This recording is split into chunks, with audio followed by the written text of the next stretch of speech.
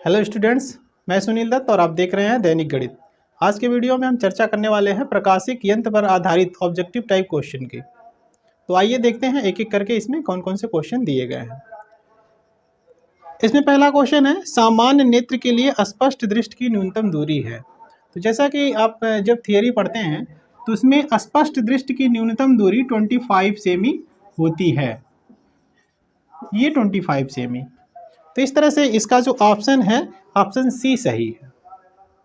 अब यह स्पष्ट दृष्टि की न्यूनतम दूरी होती क्या है? यानी स्पष्ट दृष्टि की न्यूनतम दूरी वह दूरी होती है जिस पर रखी वस्तु का प्रतिबिंब स्पष्ट रूप से दिखाई देता है।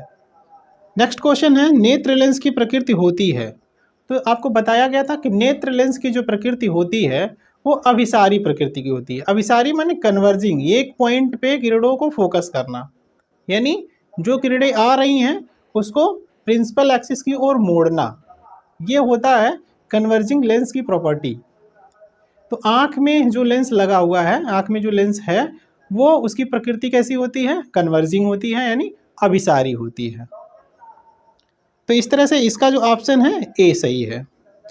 नेक्स्ट क्वेश्चन, जब सूक्ष्मदर्शी की नली की लंबाई बढ़ा दी जाती है तो इसकी आवर्धन क्षमता कम हो जाती है, बढ़ जाती है, बदलती नहीं है, अपरिवर्तित रह जाती है। तो इसमें से कौन सा ऑप्शन सही है?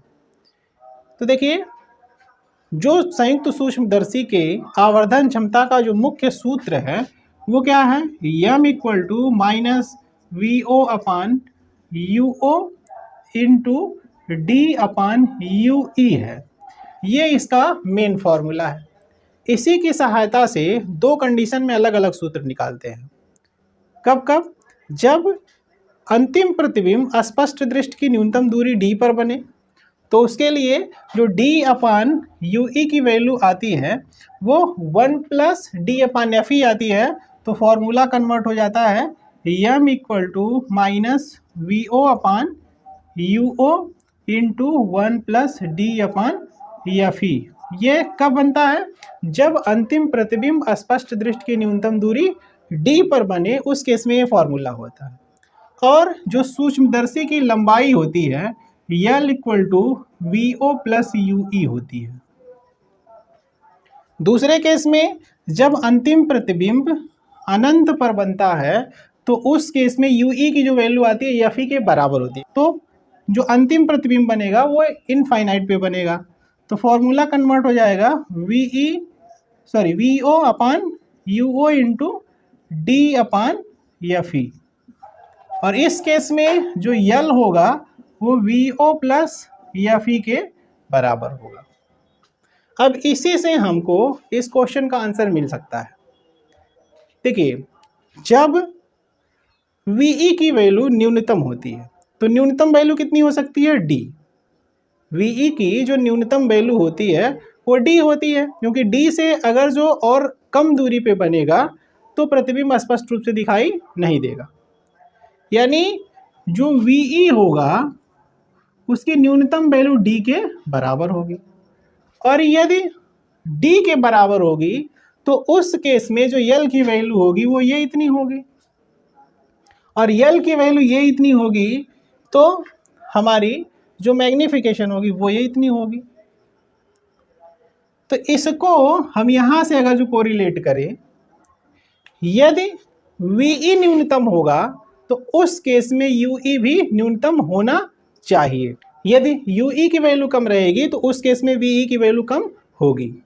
अब जब यू ई कम होगी तो यहाँ से देखा जाए यू ई कम होने पर एम की वैल्यू अधिक होगी, इसकी वैल्यू कम हो जाएगी, इसकी वैल्यू अधिक हो जाएगी। यू ई के कम होने पर जो नली की लंबाई होगी वो कम होगी और मैग्निफिकेशन अधिक होगा, क्योंकि इसके इन्वर्सली प्रोपोर्शनल है। जब हम यू ई को बढ़ाएंगे तो यू ई की अधिकतम वैल्यू क्या हो सकती है? एफ ई के बराबर।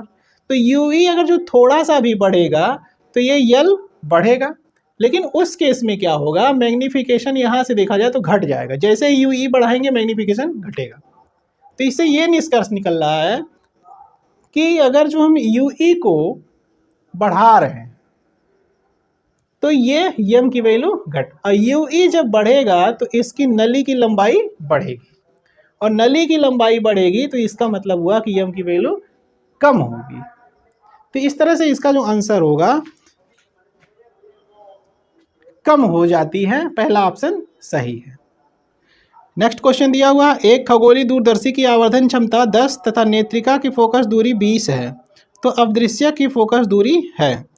तो यम की वैल्यू दी गई है, यम इक्वल टू -10, माइनस में क्या होगा क्योंकि अंतिम प्रतिबिंब उल्टा बनता है ऑब्जेक्ट के रिस्पेक्ट में, तो यम की वैल्यू -10। नेत्रिका की फोकस दूरी दी गई है 20, यानी एफई की वैल्यू 20 सेमी है। अब चूंकि हम जानते हैं कि जो यम होता है, M equal to -FO upon FE होता है। ये अंतिम प्रतिबिंब जब इनफाइनाइट पे बनता है, जब अंतिम प्रतिबिंब अनंत पर बनता है तो उस केस में यम की वैल्यू ये इतनी होती है। तो यदि यहाँ पे यम का मान रख दे तो क्या मिलेगा, देखिए M equal to -10 equal to -FO upon FE. ठीक, माइनस माइनस दोनों तरफ है, कैंसिल हो जाएगा। FO बराबर हो जाएगा 10 FE, FO बराबर क्या हो गया 10 FE, और FE की वैल्यू यहाँ पे दी गई है 20, तो 10 इंटू 20 बराबर हो जाएगा 200 सेमी। तो इस तरह से इसका जो ऑप्शन है, ऑप्शन बी सही है, 200 सेमी। अगला क्वेश्चन, क्वेश्चन नंबर 5, एक खगोलीय दूरदर्शी की अवदृश्यक तथा नेत्रिका की फोकस दूरियां क्रमशः 100 तथा 10 सेमी है, जब अंतिम प्रतिबिंब अनंत पर बनता है तो इसकी आवर्धन क्षमता होगी। तो देखिए सबसे पहले अवदृश्यक का नाम लिया है, बाद में नेत्रिका का नाम लिया है, यानी एफओ की वैल्यू दी गई है 100। पांचवा क्या है, एफओ इक्वल टू दिया हुआ 100 सेमी और एफई इक्वल टू दिया हुआ है 10 सेमी। और अंतिम प्रतिबिंब जब अनंत पर बनता है तो उस केस में उसकी आवर्धन क्षमता कितनी होगी, यही पूछा गया है। तो यम बराबर क्या होता है इस स्थिति में, -FO अपॉन एफई होता है, यही होता है। तो यम की वैल्यू क्या हो जाएगी, -100 अपॉन 10, तो ये बराबर हो जाएगा -10।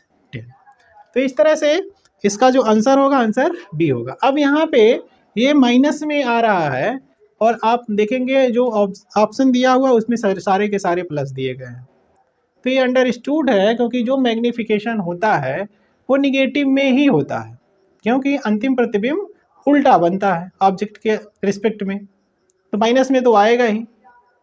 तो ये जो माइनस आ रहा है, ये माइनस साइन यही बताता है कि जो अंतिम प्रतिबिंब है वो उल्टा बनता है। तो इस तरह से ये ऑप्शन इसका बी सही है। अगला क्वेश्चन, क्वेश्चन नंबर 6 दिया हुआ है, दो उत्तल लेंसों से जिनकी फोकस दूरियां 0.3 मीटर तथा 0.05 मीटर हैं, एक दूरदर्शी बनाई गई है।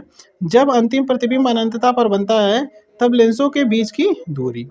देखिए दूरदर्शी दी गई है और इसमें ये नहीं बताया है कि ऑब्जेक्टिव लेंस की फोकस दूरी कितनी है और आई पीस की फोकस दूरी कितनी है, लेकिन आप ये जान रहे हैं कि जब हम दूरदर्शी का फॉर्मेशन करते हैं तो उसमें ऑब्जेक्टिव लेंस की फोकस दूरी अधिक होती है, तो एफओ जाहिर सी बात है वो अधिक ही होगा, यानी एफओ की वैल्यू 0.3 होगी और एफई की वैल्यू 0.05 होगी। तो यहाँ से क्या हो जाएगा, यल दोनों लेंसों के बीच की दूरी का मतलब हुआ कि उनकी लंबाई पूछ रही है। जो हमारी दूरदर्शी है उस दूरदर्शी की लंबाई कितनी होगी, तो एफओ प्लस एफई होगी।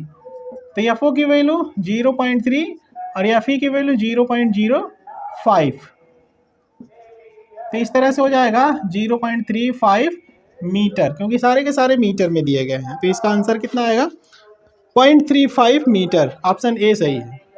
नेक्स्ट क्वेश्चन है क्वेश्चन नंबर 7, जब एक दूरदर्शी को सामान्य आंख के लिए समायोजित किया जाता है तो दोनों लेंसों के बीच की दूरी 80 सेमी होती है।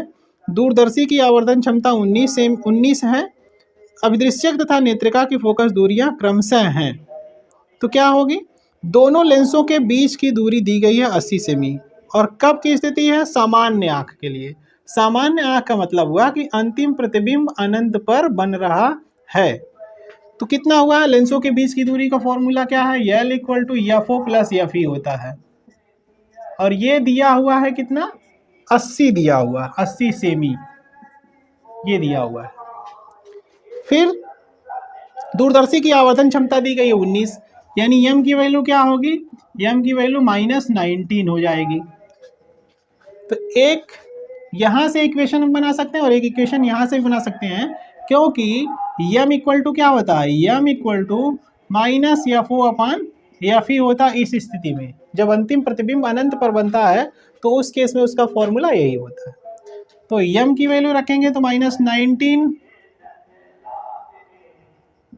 -19 इक्वल टू -FO/FE, दोनों तरफ से माइनस कैंसिल करेंगे तो FO बराबर क्या आएगा, FO इक्वल टू 19 FE आ जाएगा, FO इक्वल टू 19 FE। तो ये इक्वेशन हम कह सकते हैं सेकेंड है। इसको यदि हम फर्स्ट कहें तो फर्स्ट में FO की वैल्यू रख दीजिए, तो क्या होगा, समीकरण फर्स्ट में FO इक्वल टू 19 FE, समीकरण एक में रखने पर रख दीजिए तो क्या होगा, 19 FE plus FE equal to 80। इसमें रखेंगे FO की जगह पे तो 19 FE हो जाएगा। तो क्या आ जाएगा, 20 FE इक्वल टू 80। तो FE इक्वल टू क्या हो जाएगा, 20 चौक के 80, यानी 4 आ जाएगा। FE की वैल्यू निकल गई। अब इस FE की वैल्यू अगर जो इसमें रख दें तो हमको FO की वैल्यू मिल जाएगी, या इसी में रख दें तब भी मिल जाएगी। तो समीकरण 2 में रख देते हैं तो FO बराबर क्या हो गया, FO इक्वल टू 19 FE है तो FE की वैल्यू 4 आ गई। 19 चौक 76, तो ये हो गया 76 सेमी।